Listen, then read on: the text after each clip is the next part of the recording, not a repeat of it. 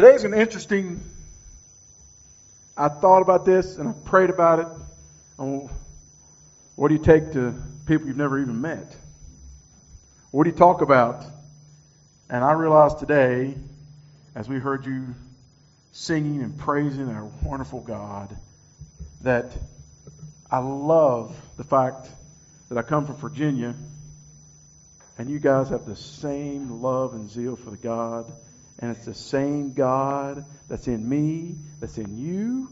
No matter what part of the world, He's unchanging and He loves us so. Can I get an amen? Amen. It is awesome to come here and to hear you singing and praising. And I can get lost in the moment. I'm getting chills right now. I raise my hand and praising the Lord because He surpasses all things. He's a great God. And I love Him. And I can see you do too. What a great place. Good job, Dexter. You have a great church, and we are so thankful to be a part of it this morning. I'm going to talk about things that most pastors, I'm sure Dexter does it. It's not the most glorious part of salvation. It is the most glorious, but it's not the most glorious part of the Bible. And it's about hell. Jesus spoke more about hell than He did about heaven. Why? Because in Matthew, He say, many will go that way. Many. And in America, I don't know about, I've only been here for a week and one day in my life. So I'm going to ask you some questions about whether people here in St. Vincent speak about hell the same way they do around Virginia. You know, it's I hear people say, I'm going to let God be the judge of who goes to heaven or hell. I ain't worried about it. It's the way I'm made. God will judge me for my good, for what I've done. People say that around here. What about, I don't like to commit myself to heaven or hell. You see, I have friends in both places. I don't have to worry about it. I got friends in both places. Yeah, that's new. Well, I'm hoping I'm just trying to keep people awake here. The doors of heaven and hell are adjacent and identical. Hell is paved with good intentions, and it's walled to the roof with hymns, yes, and furnished too. Sometimes hell has no words. I hear this, hell doesn't really exist. You hear people that don't even believe hell. No, God's not going to send somebody to hell. It doesn't even exist. Satan rules hell, but God rules heaven. Just to be clarified for that, Satan gets bound to hell like everybody else. Hell's a party, and devil's going to be my wingman. You ever heard somebody say that? We're gonna go to my party with all my friends in hell down there. Did everybody hear any people say that? God would never let a good person go to hell. Hell is a place to be limited, to have parties with other non-believers. People just, and right here's the last one. God would never, hell is only temporary. You have options once you get there. Are these things right? Some say they are. This is right and that's wrong. Some people say, well, this is what I believe. If I told you 2 plus 2 was 4, you would say that's right. But if Dexter came up here and said 2 plus 2 is 5, Brandon, that's what I believe. 2 plus 2 is 5. I'm telling you it's 5. It's 5 every day. Every day it's been 5. Does that make 2 plus 2 5? It makes it 4. He's just wrong. People say stuff about hell. Does that make us right? It's wrong. Just because you may feel that way, you may think it's not right. Who knows what hell's like? Who created hell? Who made the rules of heaven and hell? Who made truth? So I say let's go to the book and let God tell us what hell is. Let's turn to Luke chapter 16.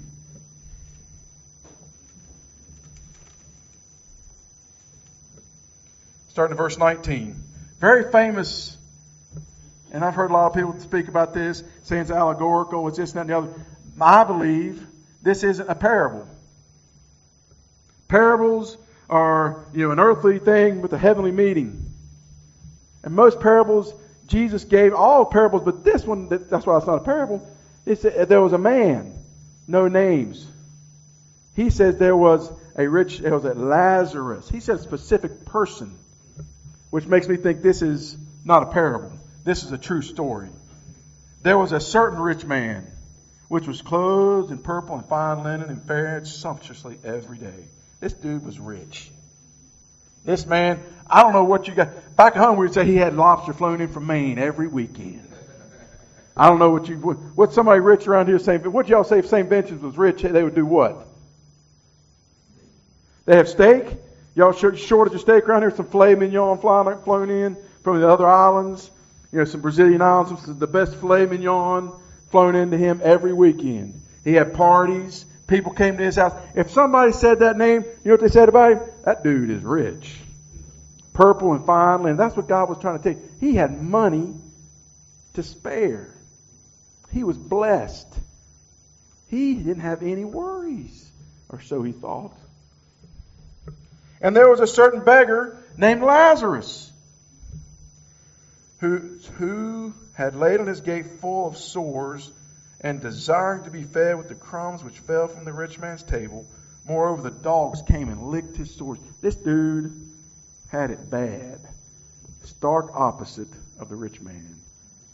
Begging just to be fed. Just give me the bones from your KFC that you ate last night. Can I just have the grill? Just give me something. And the neighborhood dogs would come and lick the strays. Y'all know about strays in St. Vincent. I was asking Dexter about them yesterday. The strays would come and lick the man's sores because he had no medicine and he was in need. He was the opposite. He had a life that was not that good. And it came to pass, the beggar died. And when the angels came and took him in Abraham's bosom, and here it is, the rich man also died and was buried. The rich man died. You know what that's telling me? Everybody dies. You're rich, you're poor, you're white, you're black, you're purple, you're Asian, you're Japanese. It don't matter who you are. There comes a day, guess what you're going to do? You're going to die. There ain't nothing you can do about it. You can't change it. You may be able to lengthen it away, but guess what? There's a time for man, death. And then judgment.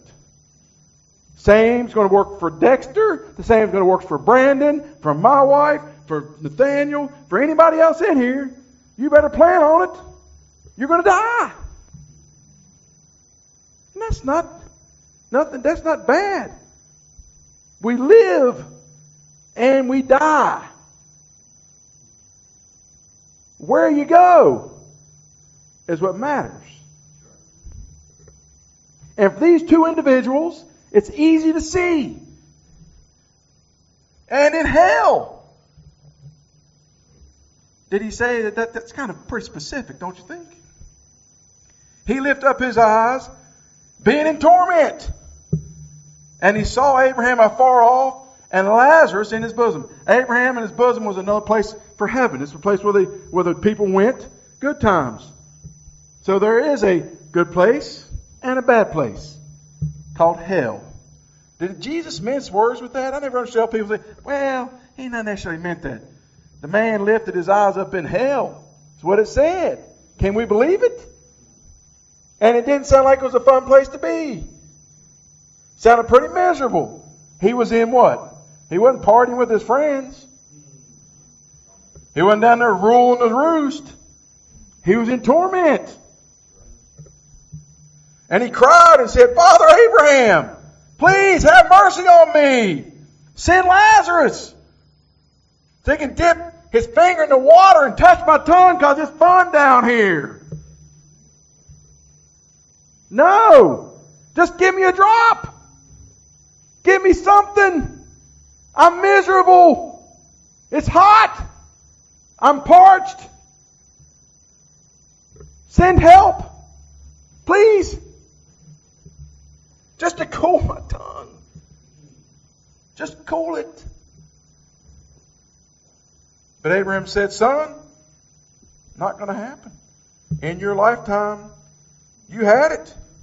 You receive us your good things. And likewise Lazarus, he had a bad time of it. But now he is comforted and you are tormented. And besides, there ain't no second chances. Between you and there is this great gulf fixed. You ain't coming over here. Once you're there, there ain't no coming back. I can't help you. You see, mercy goes away with death. There ain't no mercy after death. You either have Jesus or you don't. If you don't have Him, you need Him. I don't want you to go here. God doesn't want you to go here. Your pastor don't want you to go here. And if there's somebody saved here with worth a grain of salt, they don't want you to go there either.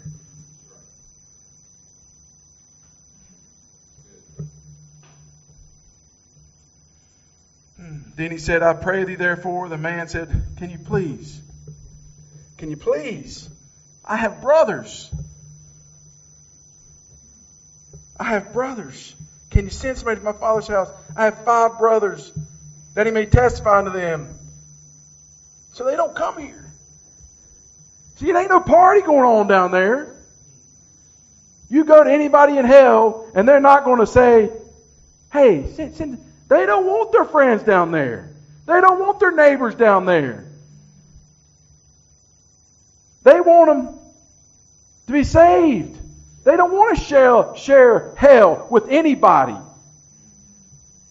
And I'm asking you today, is there somebody that you know that's going there? Does this sound like a place you want your loved ones to go? Does this sound like a place that you want your friends to go? It's not a place I even want to see my enemies go to. God said, for he so loved who? The whole world. The whole world. That whosoever, that's you, that's me, that's your enemies, that's whosoever, that's the whole world. If they believe. If they believe.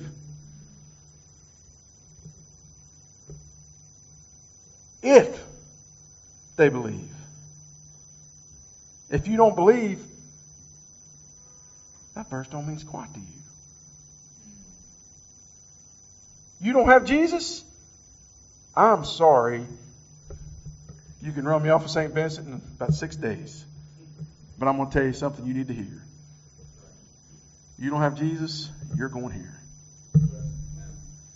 For the wages of sin is death. That's here. No Jesus, no heaven. No Jesus, no heaven. That's an N-O on the first one, a K-N-O-W on the second one. You've got to know Him. Without Him, there is no hope. With Him, there is no fear. And I'm here to tell you today, here's something I want to ask you. So we can admit the person that perfected heaven, the preach in heaven and hell was Jesus. What's he saying here? He's saying hell is real. It's a terrible place. It's torment. You can't get out of it. Nobody else, they don't want anybody else there with them. And you don't want your loved ones to come there too. So all that stuff I read about what people think about hell, baloney. That's what we say in Virginia. I don't know what y'all say about here, but we say it's baloney. No good. Not worth it. So you come here and you say, well, what do we do? Charles Spurgeon. Everybody know who Charles Spurgeon is? He's a very famous preacher. Preached a lot of good stuff, wrote some good books, has some good writings. Here he says, if sinners be damned, at least let them leap to hell over our bodies. If they will perish, let them perish with their arms wrapped around their knees, Let no one go there unwavered and unprayed for. Community Grace Baptist, let me tell you something. You have people going to hell every day. Giles County, Virginia, we have people going to hell every day. And if they be damned, are we laying ourselves at their feet, begging them not to go? Or are we just sitting here, comfortably riding in our boat, just doing our jobs, doing our duty, doing how we're washing the floors, we're cleaning, we're having by? Are we striving to save people? You can get everything right and miss Jesus, and you're wrong. We can fight. We can do things. We can have great church service. We can praise Jesus, which is great. But if we don't tell the world about Jesus, we're losing it. We've missed the point. Who do you have? Who do you have in your life that God put there that needs Jesus? I'm going to have everybody wake up, look forward. If you're asleep, I'll let you sleep here in a minute. Wake up. Who here, raise a hand, has somebody in their life that needs Jesus? Who here knows how to get to heaven? You got almost 100%, Pastor. Good job. Who here, this is an answer in your head, don't raise your hand because I don't want to show you out. Who here has shared Jesus with those people? Ain't got near as many hands up, preacher. It's hard, isn't it? Sharing Jesus is hard. Why? We talked about it. People look at you different. They're going to start studying you, asking what are your choices? Why are they going to that? What are they drinking? What are they buying in the store? What are they doing the weekends? They start looking at you when you start talking to them about Jesus. They judge you differently. So that means we don't have to do it, right? What's that banner say up there? You, if you want to. If you feel like it. Just on Sundays, right? You'll be my witnesses just on Sundays. You don't have to worry about Monday, Tuesday, Wednesday, especially Saturday night. You don't have to worry about that. Is that right? You will be. You have to be.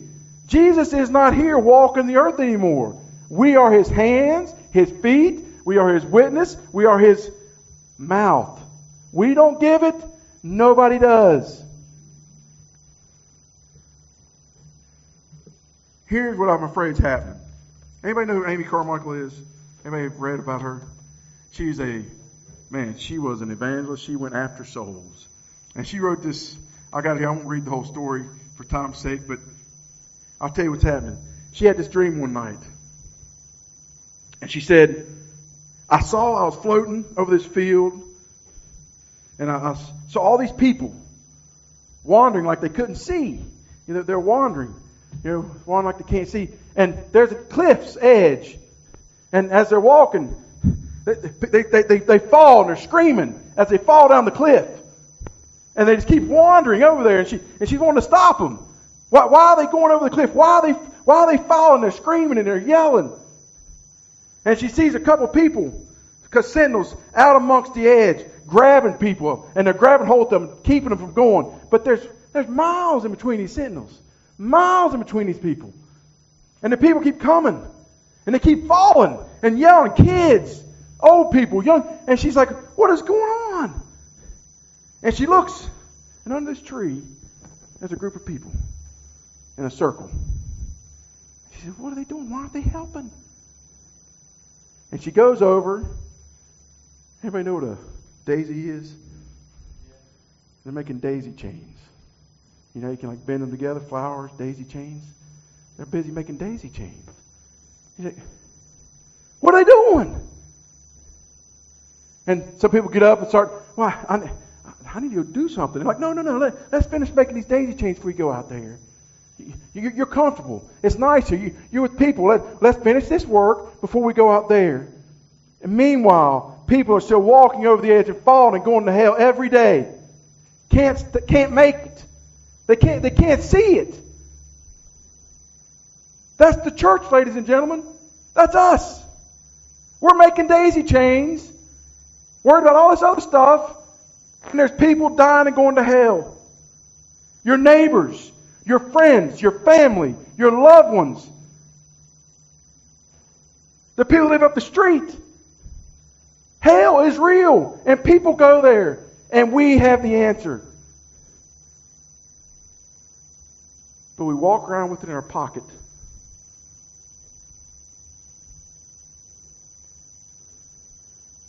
Scared to give it out. And fear of what someone may say to us. Shouldn't be so, folks. Shouldn't be so. I'm guilty. You know that moment when you're like, I should say something about Jesus. But what will they say about me? Is it an awkward conversation? It's not the right time, is it? Yeah. Since when is it awkward to worry about somebody's salvation and eternity in heaven or hell? When life's over, is it going to make any difference about what they thought about us? Is it? I don't think so. What excuses are we going to tell Jesus when we meet him face to face? And if we get to ask, where's Joe, my neighbor? Well, he's not here. Why isn't he here? You didn't invite him. We don't do the saving. We do the introductions. We can't save anybody. But we can sure say, Lord, we can sure say, hey, here's the foot of the cross. There's Jesus. As a church, globally, I mean, this is a problem. This ain't just saying, it's everywhere. We need to get out of our comfort zone, quit making daisy chains, and get out there and start telling people about Jesus. Find some way, somehow, find the nerve. Start praying for each other, asking each other, put each other on the spot. Have you told him about Jesus this week? Have you told anybody about Jesus this week? Have you invited anybody to church?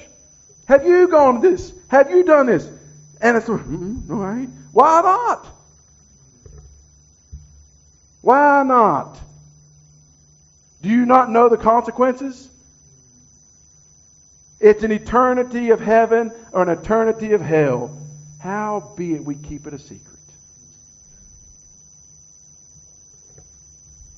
So as we close and we start singing this song, if you need to pray for something, it starts with prayer. It starts with boldness. It starts with preparing their hearts. God prepares hearts. We deliver the message.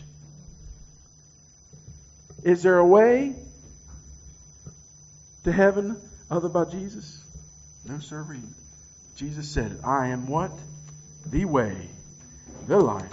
Nobody comes to the Father except by me.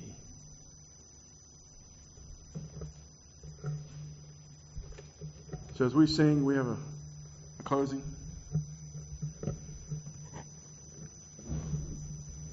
I want you've known me for 2 hours. Dexter a little longer. I ain't here to judge you. I'm here to inspire you. Same word here, same word that I have, same word, same results though. Whether you die in St. Vincent or die in America, you don't have Jesus, you don't have heaven. You heard from the testimony of my couple of kids in my youth group. You don't know Jesus. Don't fool yourself. God knows your heart. God knows your heart. If you need Jesus, why not today? Why not today? If you have somebody you need to pray for, if you want to why not make a decision today? You're not going to go another day without sharing Jesus with them. Call them today. You've got to tell them about Jesus. It is the last, most important thing you'll ever do. I promise.